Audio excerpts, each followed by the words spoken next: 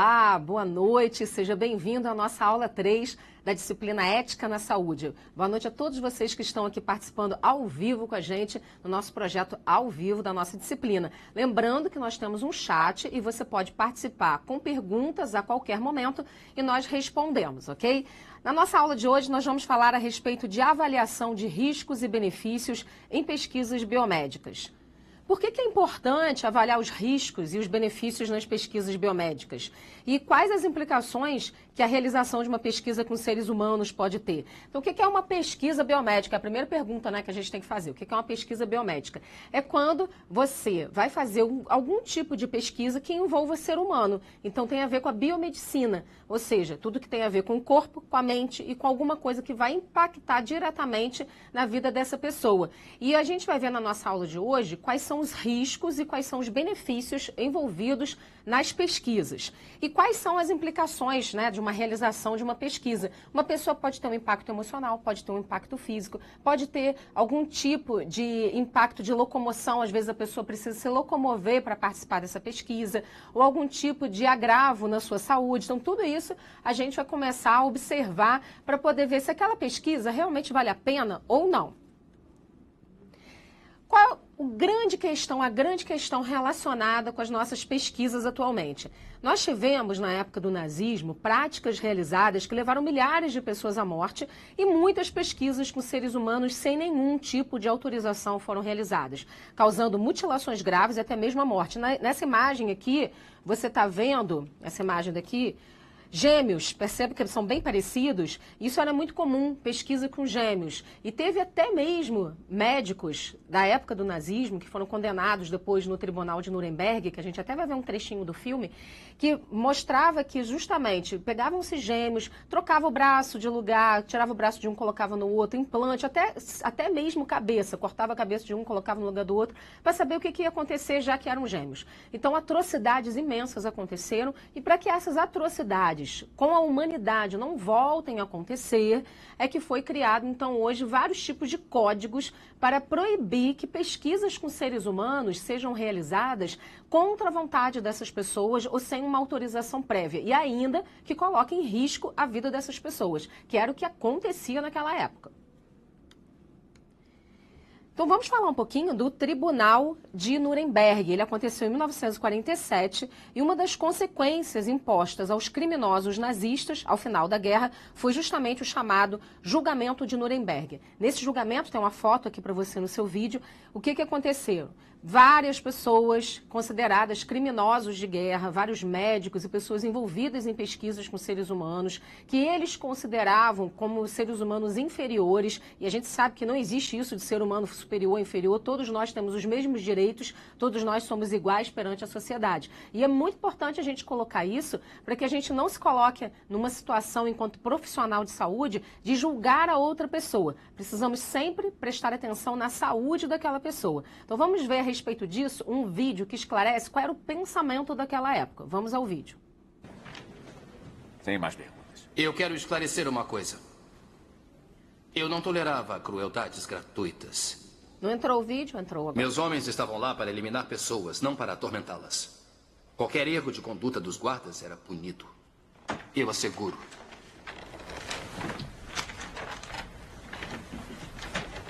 A testemunha está dispensada. A corte está suspensa até amanhã às 9 horas da manhã.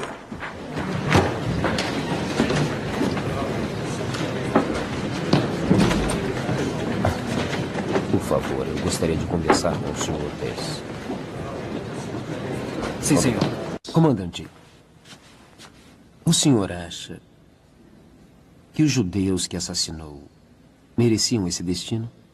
Sempre me ensinaram que os judeus eram os inimigos da Alemanha. Então, quando recebeu ordens para transformar seu campo de prisão em campo de mortes, nunca, nenhuma vez, pensou que o que fazia era errado? Eu era um homem da SS.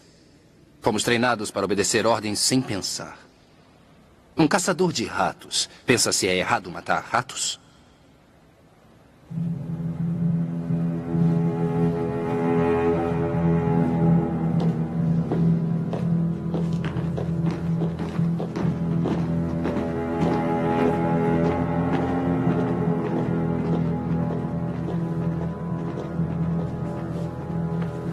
Um caçador de ratos caçando ratos.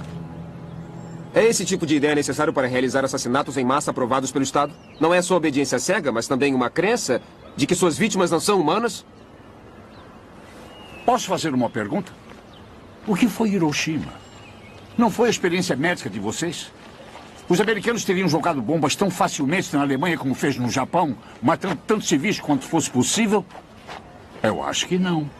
Para a sensibilidade americana, uma criança caucasiana é considerada mais humana que uma criança japonesa. A América estava em guerra com o Japão, um país que tinha atacado sem nenhuma provocação. Vocês mataram milhões de seus próprios cidadãos. E os cidadãos americanos da raça japonesa, que foram colocados em prisão preventiva nos campos de concentração? Aquilo estava errado. E por que não foi feito aos americanos de descendência italiana ou alemã? Eu disse que foi errado. E os militares negros do seu exército? Podem comandar tropas em combate, podem sentar nos mesmos tanques que os brancos? As leis de segregação no seu país e as antissemitas no meu não são só diferentes quanto às classes. Deixa eu dizer, desde o início do século, passando a Primeira Guerra até a ascensão de Hitler, a maçonaria de judeus visava minar consistentemente a economia alemã e a soberania da pátria, e por isso fizemos leis antissemitas. E porque você, meu amigo, nunca vai entender o antissemitismo. Por quê? Por quê? Porque você é um judeu. Bem impactante, né? Ou seja, às vezes até mesmo uma fala muito que coloca uma força muito grande de preconceito, de discriminação, e é isso que a gente quer evitar hoje em dia. Então, em função desse julgamento, é que nós temos várias regras voltadas para as pesquisas. E esse julgamento, que foi elaborado em 1947, ele então chamado Código de Nuremberg, o objetivo era eliminar futuros episódios semelhantes aos praticados pelos nazistas, e o Código de Nuremberg, ele surge como um importante marco na história da ética envolvida em pesquisas biomédicas. Então, assim, pessoal que está chegando agora, vai entrando, nós estamos ao vivo, sim, ok? Depois essa aula vai ficar disponibilizada para vocês. Se tiver alguma pergunta, pode fazer que a gente responde. O que o Código de Nuremberg, então, coloca e traz de novidade depois de todo esse julgamento e dessa criminalização dessas pessoas que praticaram atos horrendos contra a humanidade? O consentimento voluntário do ser humano, que é absolutamente essencial. As pessoas que serão submetidas ao experimento devem ser legalmente capazes de dar consentimento, ou seja, legalmente capaz significa o seguinte: se aquela pessoa for um menor de idade, por exemplo, e não for legalmente capaz de dar o consentimento, tem que ter um responsável para ser, então, legalmente capaz de dar esse consentimento em nome daquela criança ou adolescente.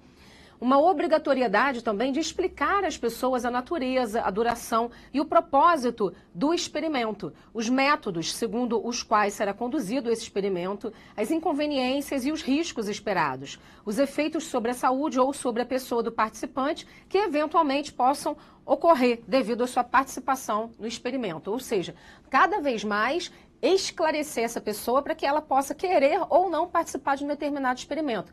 Hoje em dia, nós temos muitos produtos no mercado que são lançados no mercado depois de serem realizados algum tipo de pesquisa. Nessa pesquisa, convida-se a sociedade ou pessoas que têm um determinado tipo de problema para participar da pesquisa e tomar um determinado tipo de medicamento, que a gente viu lá na nossa aula 2, que são aqueles meios extraordinários de tratamento. Lembram? Que ainda não estão aprovados, algum tipo de medicamento que ainda não está aprovado pela Anvisa e que é colocado como uma pesquisa até ser aprovado e poder virar um meio ordinário de tratamento, ok?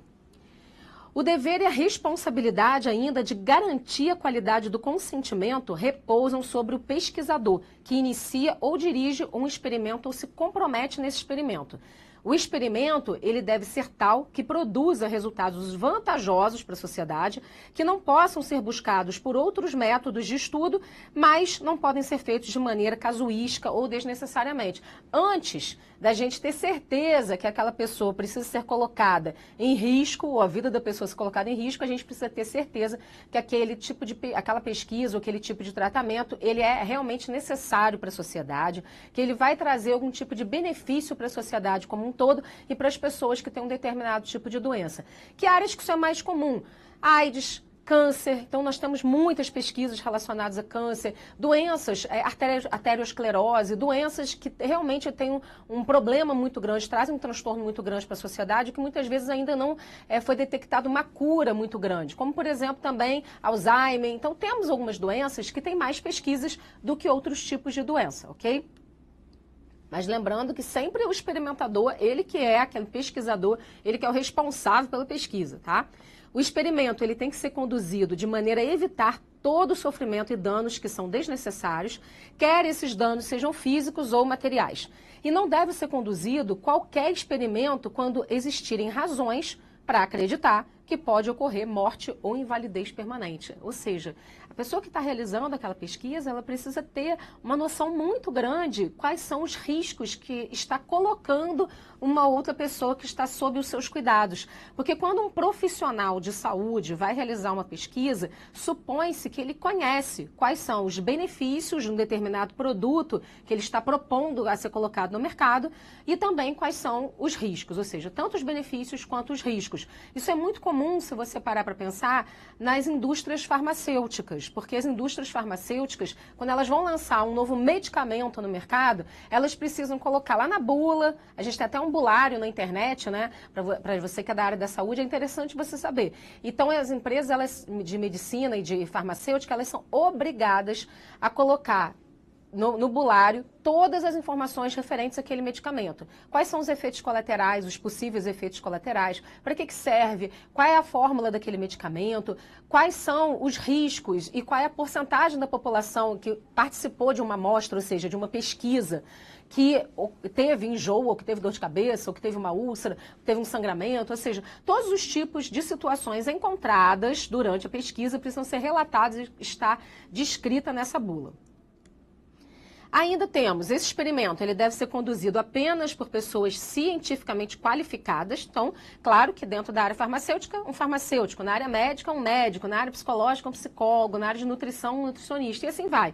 Né? Cada macaco no seu galho. A gente precisa ir buscando um respeito à profissão do outro.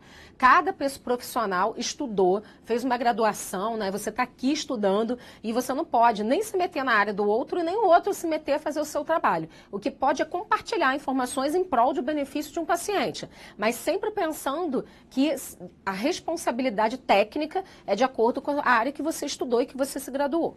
O participante do experimento deve ter a liberdade de se retirar no decorrer do experimento. Ou seja, começou a participar da pesquisa, não gostou, e aí não gostou, ela não pode estar participando, então ela pode pedir para sair, ok? Aqui, Jennifer está perguntando como foi mesmo o Código de Nuremberg. O Código de Nuremberg, isso aqui tudo que a gente está falando, ainda diz respeito ao Código de Nuremberg. E foi um julgamento que aconteceu, chamado Julgamento de Nuremberg, em função das práticas nazistas e dos médicos e pesquisadores, entre aspas, né? Porque a gente não pode nem considerar essas pessoas realmente como pesquisadores, porque não respeitavam o ser humano. E cometeram muitas atrocidades na época do nazismo, e em função disso houve esse julgamento, chamado Julgamento de Nuremberg, em 1947, e depois disso surgiu o Código de Nuremberg, normatizando como é que vão ser realizadas as pesquisas a partir daquele momento, ok? É para isso que serve esse código. Então, algumas coisas que a gente já falou até agora, para você que chegou agora. A participação da pessoa ser livre e esclarecida, ou seja, precisa ter informações para aquele participante, para que ele queira participar da pesquisa, ele pode se retirar da pesquisa em qualquer momento, e a responsabilidade da pesquisa sempre é do pesquisador. Ele é responsável por todos os riscos e todos os danos que possam ser causados para aquela pessoa que está participando da pesquisa, ok? E aí agora a gente vai falar da Declaração de Helsinki. Ela surge depois do Código de Nuremberg, que ela já surge em 1964. Essa declaração ela é considerada o mais atual e também o mais importante documento mundial sobre a ética em pesquisas na área da saúde. E serve como base para quase que toda a totalidade de todos os procedimentos regulatórios sobre a pesquisa biomédica. O pessoal está perguntando onde que acha o filme. Não sei se tem nas redes aí que vocês estão colocando, né? Mas, de repente, vai ter. Então, dá uma procurada lá, né? Que é um filme que fala sobre o Código de Nuremberg, tá bom? Então, essa declaração ela vai servir para regulamentar toda pesquisa biomédica na atualidade, depois do Código de Nuremberg. Então, primeiro nós tivemos o Código de Nuremberg, depois a Declaração de Helsinki e depois a gente vai ver as resoluções que cada país, em função dessa declaração e em função desse código, começaram a normatizar as regras de pesquisa para o seu país. Cada país tem suas resoluções, baseadas aqui no Brasil, a gente tem as nossas, do Conselho Federal de Medicina, e nós vamos ver essas resoluções, ok? E também do Conselho Nacional de Saúde. Esse documento, que é a Declaração de Helsinki, ele foi dividido em 3 partes principais. Os princípios básicos, a pesquisa médica combinada com cuidados profissionais e a pesquisa biomédica não terapêutica envolvendo seres humanos. Então, vamos ver cada um desses. Primeiro, os princípios básicos. Eles vão ressaltar os aspectos morais envolvidos nos procedimentos e experimentos científicos e na proporção entre os riscos envolvidos e os benefícios advindos dessa pesquisa. Ou seja, quais são os princípios básicos que a gente disse até agora? É justamente o equilíbrio entre os riscos e benefícios. Lembra que na nossa aula passada a gente falou que nunca uma pesquisa, a gente falou lá no princípio do duplo efeito, nunca uma pesquisa pode causar mais risco ou ter um propósito de causar um dano para uma pessoa e como consequência, lá no cantinho, fica o benefício. Nunca isso pode acontecer. O nosso propósito é sempre o benefício para a pessoa. Quando você toma um medicamento para dor de cabeça, o que você quer é passar a sua dor de cabeça. Pode ser que aquele medicamento, se você tem uma úlcera, dê lá uma dorzinha no estômago. Mas isso é um efeito colateral, uma consequência que a gente pretende que seja mínima e nunca máxima. É a mesma coisa aqui. Toda pesquisa precisa envolver o menor risco possível e o maior benefício possível. Esse é o princípio básico que a Declaração de Helsinki traz. E aqui na imagem tem a vista de Helsinki, onde foi a primeira declaração, né, foi redigida. É uma cidade muito bonita. Vamos falar agora a pesquisa clínica combinada com o cuidado profissional. Primeiro, possibilidade da aplicação dos meios extraordinários de tratamento, que são as pesquisas experimentais, desde que seja previamente consentido e que a pesquisa traga uma perspectiva de reversão da patologia desse paciente. Então, o que a gente está falando aqui, né, quando a gente está começando a buscar essa pesquisa clínica combinada com esse cuidado profissional?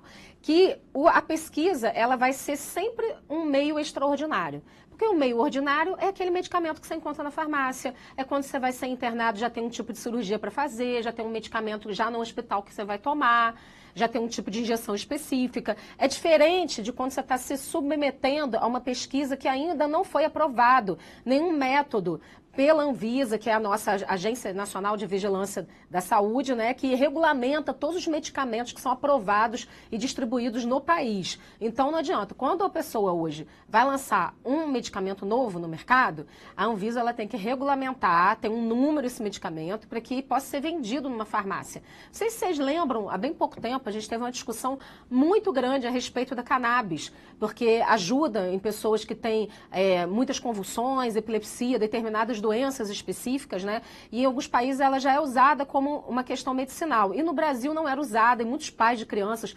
importando ilegalmente, e uma série de questões que foi envolvida, e até que a Anvisa liberou o produto para tratamento e venda no país da cannabis. Ou seja, muitas vezes, em função de uma discussão e de uma comoção nacional e de busca de famílias de pacientes, um determinado produto que está em pesquisa é aprovado pela Agência Nacional de Vigilância Sanitária e colocado para ser comercializado no país, que foi o caso desse que eu acabei de dar o exemplo, ok?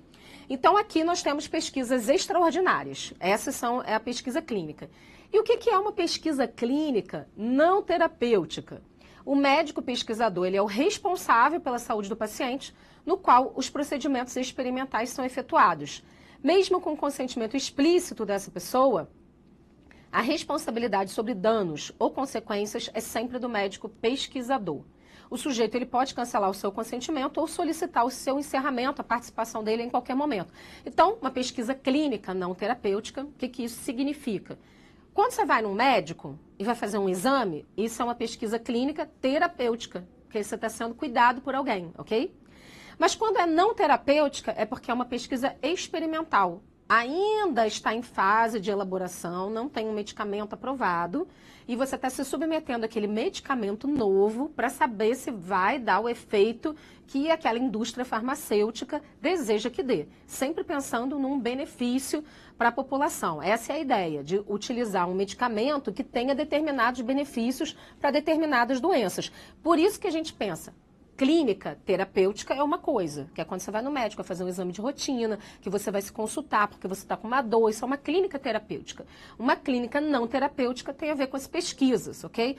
E aí você pode perguntar, mas o que eu tenho a ver com isso? A minha área que eu estou estudando, a gente não tem pesquisa? Tem sim. Quando você vai lá no Google Acadêmico e coloca assim, artigo sobre dor de dente, por exemplo, aí na área da odontologia, o que acontece? Vai aparecer vários artigos de pessoas que escreveram sobre isso. Qualquer artigo que você lê tem uma pesquisa envolvida. Algumas pesquisas com seres humanos que se submeteram àquela pesquisa e outras não, que foi só uma pesquisa bibliográfica, leu em livros e tudo mais. Mas a gente precisa entender que o que a gente está falando aqui relacionado em ética na saúde, de pesquisa biomédica, que é essa nossa aula 3, é justamente quando a gente tem uma pesquisa envolvendo seres humanos. E a partir dessa pesquisa, eu vou divulgar algum tipo de resultado oriundo dessa pesquisa, que pode ser um medicamento novo, pode ser como aquelas pessoas se comportaram diante de um determinado tipo de experimento. Então, tudo isso pode ser colocado a partir do momento que você tem uma experimentação, ok? Então, isso é uma pesquisa clínica não terapêutica. E agora nós vamos às resoluções. A Maria Flávia, antes de ir para as resoluções, só voltar a câmera aqui, que a Maria Flávia está perguntando. Desistindo da pesquisa, o paciente não estaria colocando sua vida em risco e isso não comprometeria o pesquisador? Não. Olha só, a vida em risco depende de muitas situações. Por quê? Se um tipo de experimento realmente vai colocar a vida dessa pessoa em risco, então esse é um experimento que não é bem-vindo. A não ser que a pessoa tenha um câncer terminal, e surgiu uma pesquisa nova aí de um medicamento prometendo reverter aquele câncer, mas sem garantias. E a pessoa pensa, bom, já estou numa situação de terminalidade, então vou me submeter a essa pesquisa porque eu estou no lucro. Se reverter, ótimo. Se não reverter, não tem problema, porque eu já estava numa situação ruim. Aí é uma situação que, se ela sair, ela vai dar continuidade à doença, ao ciclo daquela doença normalmente. Geralmente, as pesquisas não devem colocar em risco a vida da pessoa. Se a pessoa deseja sair, ela vai assinar um termo de que ela está desistindo da pesquisa, isentando a pessoa que está realizando a pesquisa de qualquer tipo de problema que em derivação dela está desistindo daquela pesquisa. Ou seja, qualquer tipo de situação que ela venha passar depois em que ela abandonou a pesquisa, isso é descartado, a não ser que seja oriundo de algum tipo de medicamento que ela tomou, ok? Então, ela tem que assinar um termo de que ela está desistindo daquela pesquisa. Vamos agora, então, para as nossas resoluções. Resolução número 1 do Conselho Nacional de Saúde, CNS, ela regulamentava o credenciamento dos centros de pesquisa e recomendava a criação de comitês de ética nas instituições de saúde, os CEPs. Então, pensando aqui, cada país, a partir do Código de Nuremberg e da Declaração de Helsinki, que são mundiais, criou suas próprias resoluções internas de cada país para que as pessoas pudessem participar dessas pesquisas de uma forma saudável, sem colocar suas vidas em risco, num risco grande, ok? Pensando sempre que a pesquisa ela tem que beneficiar as pessoas e nunca prejudicar essas pessoas. É isso que a gente quer, mínimo de risco e máximo de benefícios. Então, essa resolução é uma resolução nacional. Foi a primeira resolução que a gente teve, a resolução 01 do Conselho Nacional de Saúde. O que é um comitê de ética em pesquisa? Um CEP, não é o CEP da sua casa, não. Comitê de ética em pesquisa quer dizer que toda vez que você vai desenvolver uma pesquisa com seres humanos, você precisa montar um projetinho explicando o que vai ser feito, como que as pessoas vão participar daquele projeto, se vai ter algum tipo de medicamento envolvido ou não. Às vezes não, às vezes você quer fazer uma pesquisa com perguntas, mas mesmo assim precisa fazer esse projeto, submeter à Plataforma Brasil, a Plataforma Brasil, que é um mecanismo online que vai distribuir aquela pesquisa para o Comitê de Ética em Pesquisa, que vai julgar se aquela pesquisa pode ser aprovada. A partir da aprovação daquele projeto de pesquisa é que você começa, então, a desenvolver a pesquisa, ou entrevistando pessoas, ou utilizando algum tipo de medicamento, mas o Comitê de Ética em Pesquisa primeiro precisa aprovar. Então, a primeira etapa de qualquer tipo de pesquisa é uma elaboração de um projeto que vai ser submetido à Plataforma Brasil e submetido a esse Comitê de Ética em Pesquisa, ok? Então, a função desse comitê é analisar as pesquisas em seres humanos nas diversas áreas de conhecimento e fomentar a discussão sobre a bioética. Depois disso, em 1996, para você ver que não está tão longe assim, a gente teve a Resolução 196. Foi criado um novo documento nacional abordando os aspectos éticos em pesquisa.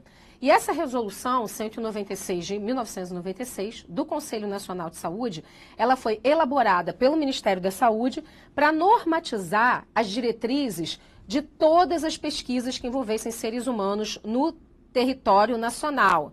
Obrigada pelos elogios aí, tá? Pessoal que estava assistindo. E eu vou responder a pergunta do Alex. E caso o pesquisador se envolva na pesquisa, ela perde a validade? Ótima pergunta, Alex. Adorei sua pergunta. Muito pertinente. Vamos lá. Sim. Por quê? Não é que perde a validade. Muitas vezes, e a gente já viu isso aqui no Brasil, ele infringe a ética. A gente está falando da ética. Infringir a ética numa pesquisa significa manipular dados, por exemplo. Ele se envolver diretamente na pesquisa ou com alguém que está, algum participante da pesquisa. Isso faz com que essa pesquisa perca a validade. Mas só vai perder a validade se alguém denunciar. Porque muitas vezes é esse próprio pesquisador que controla tudo.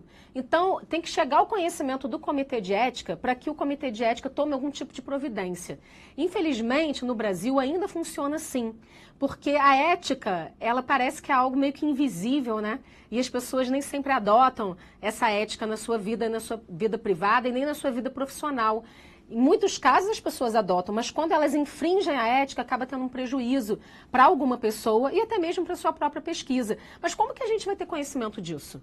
A sociedade, de uma maneira geral, a gente só tomou conhecimento de todas as questões relacionadas à política brasileira a partir do momento em que teve uma lava-jato. Então, é a mesma coisa aqui na nossa questão ética, pensando na medicina, pensando na área da saúde, pensando em todos nós, profissionais da saúde, sempre voltado para uma denúncia. A partir do momento que houve uma denúncia, aí é que aquele profissional ele vai ser punido, aí que aquele pesquisador vai ser punido, mas antes disso não. Então, infelizmente, a gente precisa ter muita disciplina de ética mesmo para a gente discutir esse assunto e avaliar cada vez mais a importância da gente agir sempre pensando no próximo, né? E tem aquela máxima que eu sempre gosto de falar, que é não faça ao outro aquilo que você não gostaria que fizessem para você, que fizessem a você. Quando a gente consegue usar essa máxima na nossa vida, tudo fica um pouquinho mais fácil e a gente realmente consegue agir com ética, porque a gente não vai fazer com o outro aquilo que a gente não gostaria que fizesse com a gente. Perdi o começo, vou assistir depois na íntegra, ok? Muito obrigada a todos os participantes aqui. Bom, gente, vamos lá continuar então. Essa resolução 196 de 1996, ela vai instalar a Comissão Nacional de Ética em Pesquisa, que é o CONEP. Esse CONEP é uma instância vinculada ao Conselho Nacional de Saúde. É uma instância superior e reguladora dos comitês de ética em pesquisa. Muitas vezes, geralmente, como que funciona? Quando você submete uma pesquisa para o comitê de ética, a Plataforma Brasil ela vai colocar para você ter uma relação com esse comitê de ética, o comitê de ética mais perto de você, porque você tem que colocar o endereço da pesquisa. Se você não coloca qual é a instituição que está por trás da sua pesquisa, seja uma indústria farmacêutica, seja uma universidade, seja qualquer que seja essa instituição, vai para o CONEP. E o CONEP, que é uma instância acima do comitê de ética em pesquisa, que vai designar qual o comitê de ética em pesquisa que vai tratar daquele tema que você está buscando desenvolver na sua pesquisa, ok? Atualmente, qualquer pesquisa só consegue publicação nas revistas científicas nacionais ou internacionais após uma aprovação prévia dada por um comitê de ética institucional. E aí o conceito de risco, até coloquei uma charge aqui, se você observar essa charge é bem legal, ela tem aí um rapaz que nasceu cabelo na boca. E aí o médico está falando, poxa, mas o tratamento foi quase um sucesso, você só precisa utilizar a loção contra a calvície de forma correta. Ou seja, não era para ele beber a loção para calvície, era para ele passar na cabeça. O que isso diz para a gente? Da importância da informação. Assim como você está assistindo essa aula e a gente está discutindo um assunto tão polêmico e tão importante para a nossa vida profissional, a mesma coisa é com o seu paciente. A informação ela é essencial, é a partir da informação que nós podemos tomar decisões, inclusive a decisão de participar ou não de uma pesquisa, a decisão de querer ou não participar de um determinado tipo de tratamento. E hoje em dia a gente tem profissionais particulares, por exemplo, que cobram preços diferenciados por um mesmo tipo de tratamento. E não é a pessoa que vai ter que escolher com qual profissional ela vai se consultar. Para isso ela precisa de quê? Informação. A informação do que aquele profissional faz, qual é a diferença de um profissional para o outro. Por isso que é tão importante a gente ser ético e distribuir uma informação correta.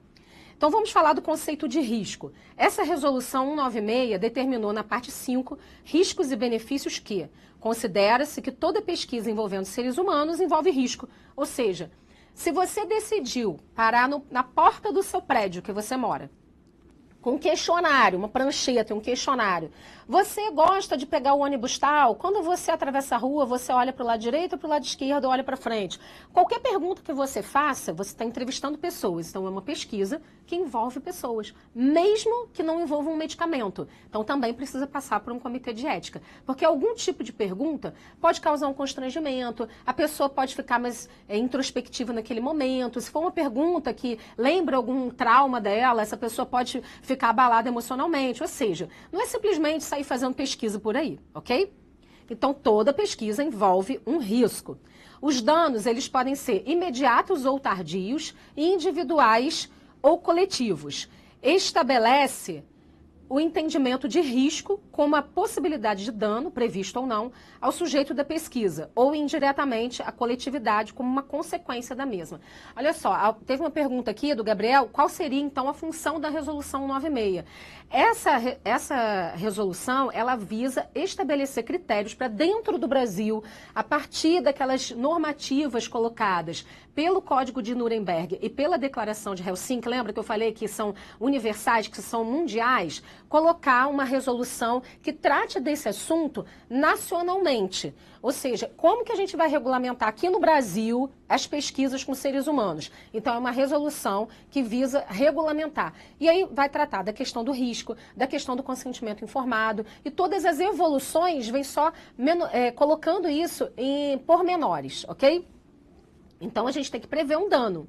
Esses riscos, eles só se tornam aceitáveis quando a finalidade da pesquisa justificar eles pelos seguintes critérios básicos. Ou seja, vou só para vocês compreenderem um pouquinho.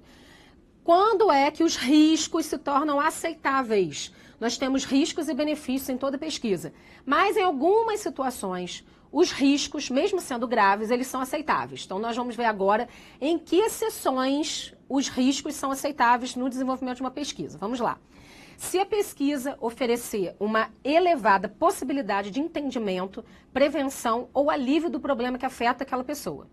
Se o benefício esperado for de grande importância ou se o benefício for igual ou maior que o de uma outra alternativa que já é conhecida.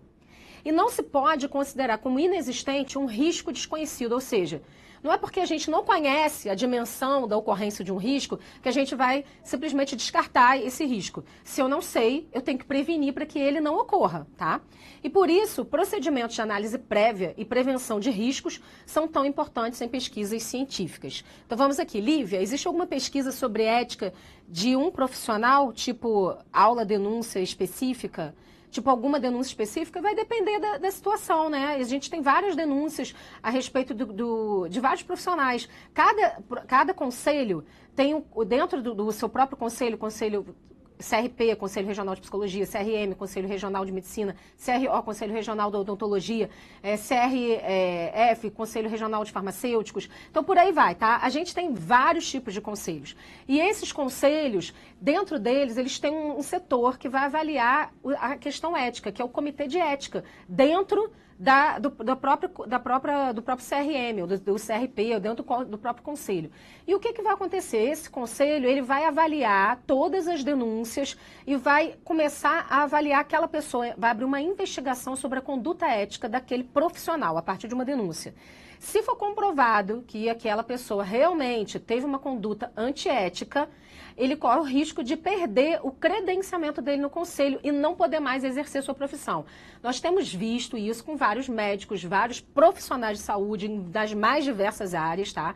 Em qualquer tipo de profissão. Nós temos hoje 14 profissões listadas na área da saúde. E todas essas 14 profissões de nível superior, porque aí tem nível técnico também, né? De nível ensino médio, mas de nível superior são 14, e todos os conselhos dessas 14 profissões estão aptos para investigar qualquer tipo de denúncia e a pessoa responde eticamente perante esse conselho, ok? Seria antiético os médicos cobrarem valores desiguais? Olha só.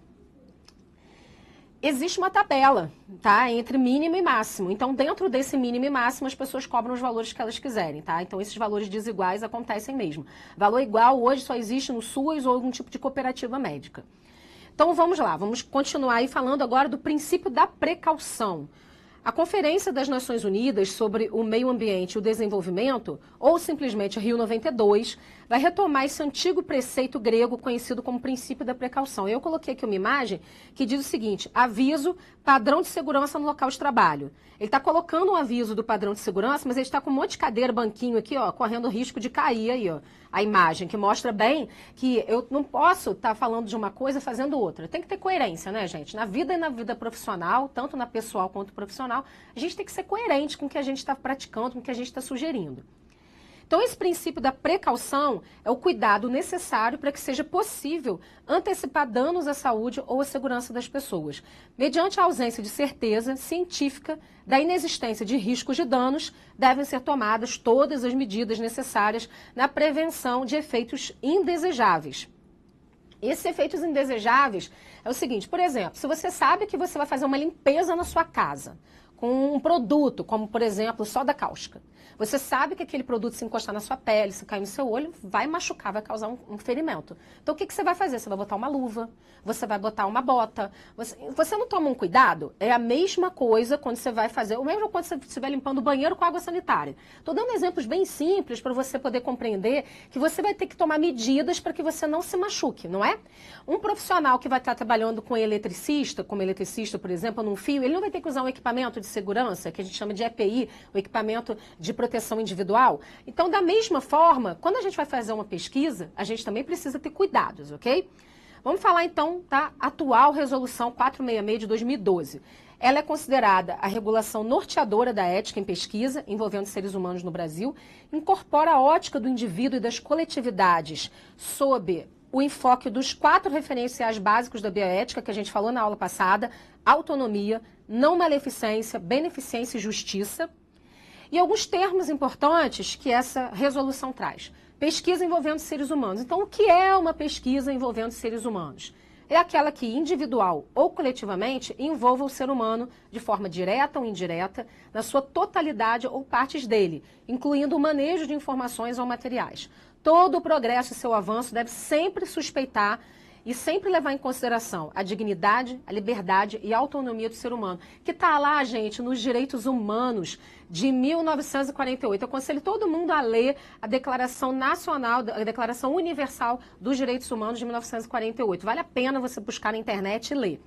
Quem é o participante da pesquisa? É esse indivíduo que, de forma esclarecida e voluntária, aceita participar da pesquisa a partir de uma autorização de um termo que a gente chama TCLE. Termo de consentimento livre e esclarecido. O pesquisador é um membro de uma equipe de pesquisa que é corresponsável pela integridade e bem-estar dos participantes da pesquisa. E aí esse TCLE, o que é isso, né? Esse termo de consentimento livre e esclarecido é um documento no qual é explicitado o consentimento livre e esclarecido do participante ou do seu responsável legal, de forma escrita, devendo conter todas as informações necessárias numa linguagem clara e objetiva. Também tem que ser de fácil entendimento para o mais completo esclarecimento sobre a pesquisa ao qual se propõe a participar. Então, aqui eu termino a nossa aula de hoje com uma charge. Serve para todas as outras doenças. Tome todos os dias pelo resto da sua vida. Informação. A gente já colocou uma charge no início, falando um pouquinho disso, né? E a informação, ela é essencial. Sem informação, a gente não pode tomar decisões e a gente não pode desenvolver a nossa autonomia. Todos nós somos livres para decidirmos o que queremos da nossa vida e que tipo de experimento ou que tipo de medicamento vamos tomar para um determinado tipo de problema. Mas também ressalto o seguinte, a automedicação é perigoso. Então, em situações que você precisa tomar um medicamento, procure um profissional adequado, ok? Assim a gente termina a nossa aula. Muito obrigada pela sua participação. Desejo a todos para vocês um excelente feriado e a gente se encontra na aula 4. Até lá!